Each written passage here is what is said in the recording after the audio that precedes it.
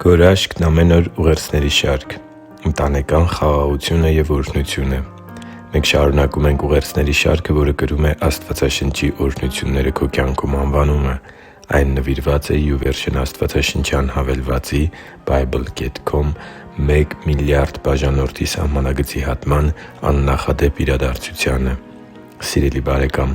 Աստվածաշնչի խորհուրդները, պատվիրաններն ու ճշմարտության սկզբունքներն ընդունելը կարող է օրհնություն և խաղաղություն բերել քո ընտանեկան կյանքի մեջ։ Բազմաթիվ ընտանեկան հարաբերություններ են բժշկվել, երբ ընտանիքի անդամներից թեկուզ մեկն ընդունել և սկսել է իր կյանքում կիրառել ամուսնական,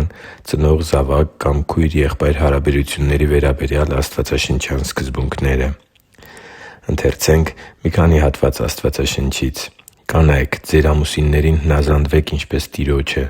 ամուսիննե՛ր, սիրեք ձեր կանանց, ինչպես որ Քրիստոսն էլ եկեղեցուն սիրեց և իր անձը նրա համար մատնեց։ Ամուսիններն իրենց կանանց այնպես պետք է սիրեն, ինչպես իրենց մարմինները. ով իր կնոջը սիրում է, ինքն իրեն է սիրում» Եփեսացիս 5:22-25-28 «Որդինե՛ր, հնազանդ եղեք ձեր ծնողներին Տիրոջով, քանի որ սա է ճիշտը։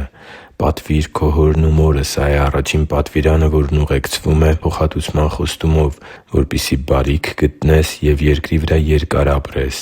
Հայրեր, ձեր զավակներին մի՛ բարկացրեք, այլ նրանց Տիրոջ խրատով ու կրթությամբ մեծացրեք»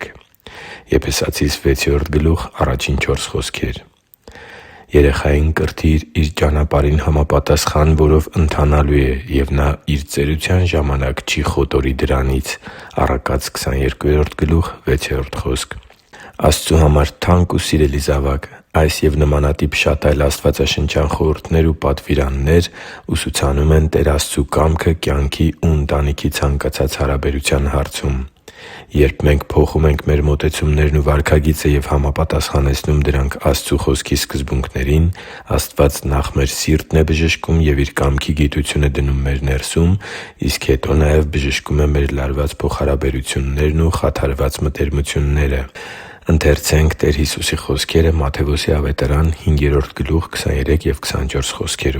«Արդ, եթե սեղանի վրա քո ընծան մատուցելիս լինես ու այնտեղ հիշես, որ եղբայրդ քո դեմ որևէ բան ունի,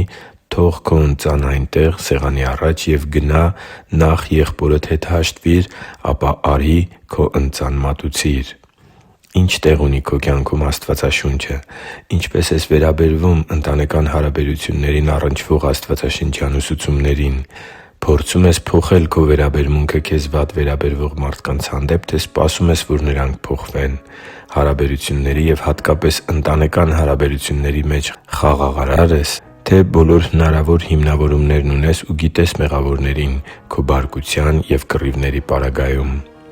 Ընդունի՛ր Աստվածաշնչի բժշկարար օրհնությունները քո կյանքում և վայելի՛ր ընտանեկան խաղաղությունը Տեր Աստծու հավիտենական Խոսքի սկզբունքների ներքո։ Հիշի՛ր, որ դու Աստծո հրաշքն ես, և Աստված սիրում է քեզ։ Շնորհակալ եմ, որ դու կա՛ս։ Սիրով և աղոթքով, Արման Մանուկյան։